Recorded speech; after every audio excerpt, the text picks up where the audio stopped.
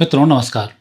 आज मैं ऐसे धुरंधर व्यक्ति की बात करूंगा जिसके बिना भारत, पाकिस्तान, बांग्लादेश या भारत की विश्व के लिए जो कूटनीति है, यदि उसको हटा दिया जाए तो सारी चीज़ें जीरो भी हो सकती हैं।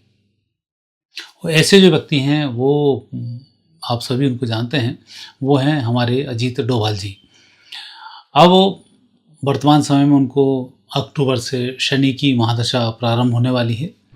ये महादशा उनको क्या रंग लेके आएगी। गुरु की महादशा 2010 से चली 26 अक्टूबर तक ये महादशा रही और इसमें उन्होंने कई सारे झंडे गाड़े और पूरी दुनिया में अपने देश के नाम को भी रोशन किया। साथ ही खुद भी जिस प्रतिभा के धनी थे वो प्रतिभा अब लोगों तक सामने आई। उनकी यदि हम कुंडली को लेते हैं तो उनकी कुंडली में कन्या लग्न की उनकी कुंडली बनती है। उसमें गुरु लग्न स्थान पर विराजमान है, मंगल बुध और केतु चतुर्थ भाव में है, सूर्य पंचम भाव में है, शुक्र छठे स्थान पर, चंद्रमा अष्टम भाव में, शनि और राहु हैं दसम भाव में। ये इनकी लग्न की कुंडली के हिसाब से आता है। और चंद्रमा की कुंडली के हिसाब से मेष इनका लग्न है, लग्न में चंद्रमा है। राहु शनि तीसरे स्थान पर, गुरु छठे स्थान पर, मंगल केतु बुध हैं भाग्य स्थान पर, सूर्य हैं दसम भाव में और शुक्र हैं एकादश स्थान पर। तो ये इनके ग्रह योग हैं। और महादशाओं की बात करते हैं तो अभी इनको 14 अक्टूबर 2026 से शनि की महादशा प्रारंभ होने वाली है। शनि में शनि चलेगा 17 अक्टूबर 2029 तक और इसके बाद शनि में बुध चलेंगे 26 जून 2032 तक। अब जो इनकी ग्रह दशा चल रही है, एक तो शनि की स्थिति, शनि की महादशा कैसी जाएगी, उसके लिए हम शनि की यदि हम कुंडली में रीडिंग करते हैं तो दसम भाव में राहु के साथ में शनि विराजमान है। राहु के साथ शनि तो सामान्यतः एक दृष्टि देखा जाए तो ये मानसिक तनाव का कारण बनते हैं और नाना प्रकार की सोच इसमें बदलती है। लेकिन उच्च राशि के साथ शनि बैठे हों, उच्च राशि के राहु के साथ शनि बैठे हों, तब स्थिति कुछ और होती है। तो राहु शनि का यहाँ जो कॉम्बिनेशन है वो यही कॉम्बिनेशन है कि राजनीति में नहीं रहे लेकिन राजनीति से दूर भी नहीं रहे, सरकारी पदों पर भी रहे लेकिन राजनीति और देश की इसमें पूरा हस्तक्षेप रहा। तो इनके जो ग्रह योग हैं वो वैसे तो ज़बरदस्ती हैं। लग्न स्थान पर गुरु का विराजमान होना ही, के अंदर में गुरु कई प्रकार के दोषों को तो मिटा देता है। और दूसरी स्थिति सुख स्थान पर बुध केतु और मंगल का चतुर्थ भाव में बैठना, ये सामान्यतः परिवार के सुख से भी वंचित रखता है, दूरी भी बना कर रखता है और उस तरीके के खुफिया कामों को भी कराता है। तो ग्रह योग तो अजीत डोभाल जी की जो कुंडली है उसमें बताते ये हैं कि ये निश्चित रूप से राष्ट्र के लिए बहुत अच्छा काम करेंगे और अंत समय तक भी ये देश की सेवा करते रहेंगे। तो ये ग्रह योग तो इनके बताते हैं। पराक्रम भाव का स्वामी मंगल है, मंगल केतु के साथ विराजमान है। तो पराक्रम तो आपने देखा कि कितने दिन तक पाकिस्तान में खुफिया विभाग के तौर पर काम करते रहे और कोई उन्हें पहचाना भी नहीं। जैसे आपने रामायण काल में हनुमान जी को देखा होगा कि लंका भी चले गए, इस पूरा राजपाट भी ले आए, सब कुछ काम भी कराए और उसके बाद भी उनका कोई बाल बाका नहीं कर पाया। तो ऐसे जो ग्रह योग होते हैं वो तो यही करते हैं। इस कुंडली में कई सारे योग हैं। वासी योग है, ये अच्छी स्मरण शक्ति देता है, राजा के समान प्रसिद्धि प्राप्त होती है। चक्रवर्ती राजयोग है, ये राष्ट्रपति इस योग के कारण बन सकते हैं। और दूसरी स्थिति चक्रवर्ती राजयोग में व्यक्ति जिस क्षेत्र में भी होता है उस क्षेत्र का वो हीरो होता है और पूरी दुनिया में उसका नाम भी पहचाना जाता है। तो यदि कोई इस तरीके की इंटेलिजेंस की बात आएगी तो वहाँ पर अजीत डोभाल जी का नाम तो नंबर 1 ऊपर ही रहेगा, क्योंकि ऐसे इनके ग्रह योग हैं। अमर योग आता है, अमर योग में व्यक्ति राजा का प्रशंसनीय होता है और राज दरबार में बड़े पद को भी ये प्राप्त करने वाला होता है। कपट निष्कपट योग भी है, तीव्र बुद्धि योग है, बिना पीड़ा मृत्यु योग भी है। इसमें जीवन संघर्ष में रहता है और उतना ही अच्छा अंत होता है जितना जीवन मृत्यु योग में संघर्ष बचपन में बीच की मिडिल अवस्था में करना पड़ता है, उससे अधिक सुख की प्राप्ति उन्हें 50 वर्ष के बाद फिर प्राप्त होनी शुरू होती है। पुनर्जन्म योग है, ब्रह्मलोकवासी योग है, पारिजात योग है, उत्तम सुख देता है। गोपुरांश योग है, तो गोपुरांश योग में भी जितना धन चाहिए उतना धन मिल जाता है। कभी भी जितनी भी परिस्थिति नेगेटिव रही हो, यदि कुछ सोचा कि ऐसा होना चाहिए तो वैसा हो जाता है। धन ही नहीं, जो भी चीज़ जहाँ भी फंस जाओ और इस समय में किसी की सहायता की आवश्यकता है, सहायता मिल जाएगी। आप कुछ करना चाहेंगे वो योग मिल जाएगा। ये योग गोपुरांश योग में आता है। तो इनकी जो कुंडली के ग्रह योग बनते हैं, इस ग्रह योग के कारण एक चीज़ तो बहुत निश्चित है कि इनका एक पुष्कल योग है, दूसरा चक्रवर्ती राजयोग है, तीसरा पारिजात योग है और चौथा गोपरांश योग है। इन योगों के कारण इन्हें भारत रत्न मिलेगा या ये राष्ट्रपति बनेंगे। भारत रत्न तो मिलेगा ही, क्योंकि जो ग्रह योग बन रहे हैं वो ग्रह योग भारत रत्न तो देने के लिए पूरे पूरे पर्याप्त योग हैं और इसमें इनको मिलकर रहेगा। अब दूसरी बात, एक सम्मानजनक विदाई होने की स्थिति भी शनि में रहती है, तो ऐसे समय में राष्ट्रपति पद के भी इनके पूरे पूरे योग बनते हैं। तो ग्रह योगों में यदि देखा जाए तो अजीत डोभाल जी की जो स्थिति आने वाले समय में बहुत ही ज़बरदस्त होने वाली है।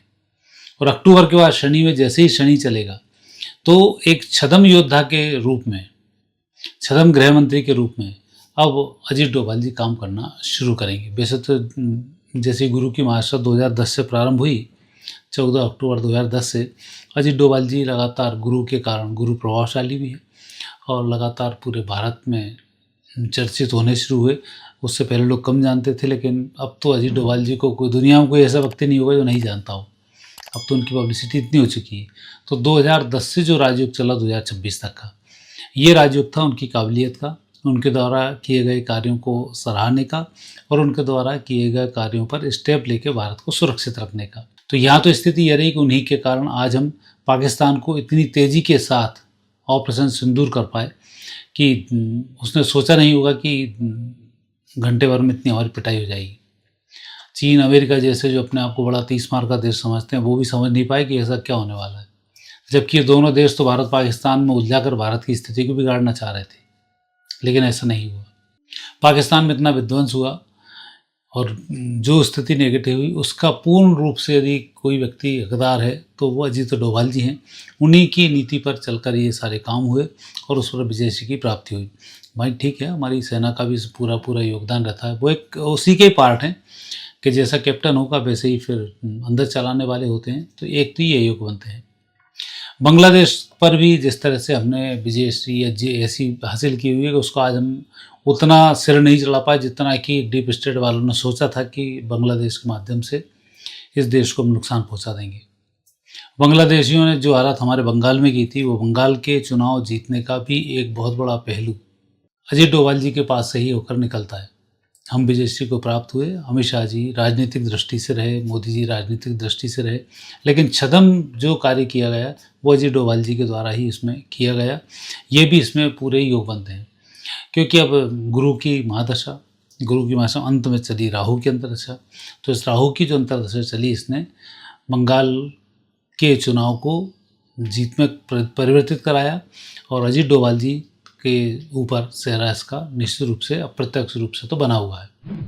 और अब अक्टूबर 26 के बाद जो समय चल रहा है, क्योंकि अब भारत पाकिस्तान युद्ध होना है, भारत बांग्लादेश युद्ध होना है, चीन भारत युद्ध होना है, मिडिल ईस्ट के साथ भारत का युद्ध होना है, अमेरिका को भी के साथ भी ऐसे युद्ध होने हैं। तो ये बहुत सारे युद्ध जो होने हैं, उसमें अजीत डोभाल जी की जो पॉलिसी है वो भारत के काम आने वाली है।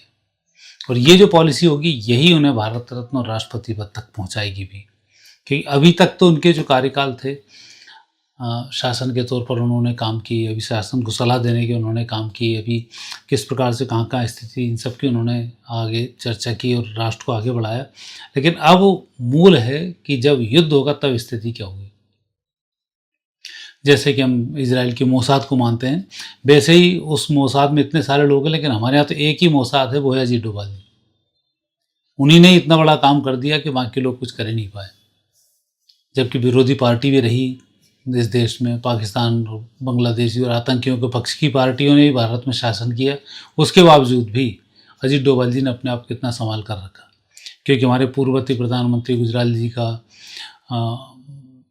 पुराने उपराष्ट्रपति हामिद अंसारी का, इनका तो नाम आता ही है कि इन्होंने तो हमारे जो रॉ के अधिकारी हैं उनको नाम बताकर ही मरवा दिया था।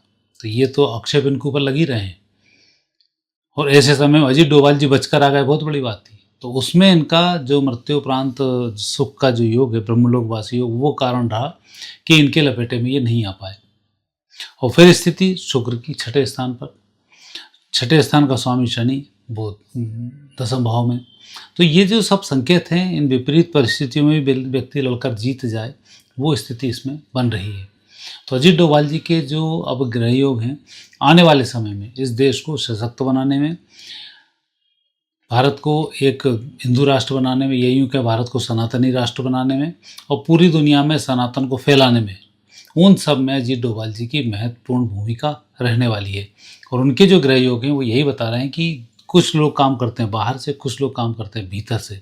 तो अंदरूने जो काम करने वाले हैं, अप्रत्यक्ष रूप से जो काम करने वाले हैं, उसके गृह मंत्री हैं अजीत डोभाल जी, जो आने वाले समय में भारत रत्न के हकदार होंगे। और हमें उन पर बहुत गर्व है। और उनके द्वारा किए गए कार्य जिस तरह से वो करते हैं, जिस तरीके से उनके पढ़ने में आता है, वो वाक़ई में तारीफ़ काबिल है। और रोंगटे तो खड़े हो जाते हैं जब उनका नाम ही सामने आता है कि अजीत डोभाल जी, तो एकदम जैसे मोदी जी का नाम लेते ही रोंगटे खड़े होते हैं, योगी जी का नाम लेते ही रोंगटे खड़े होते हैं। तो ये ऐसे लोग हैं कि जिनके नाम लेते ही अंदर एक ऊर्जा का संचार हो जाता है और हम अपने आप को गौरवान्वित महसूस करते हैं कि हमने अजीत डोभाल जी को देखा है, हमारे सामने अजीत डोभाल जी हुए हैं।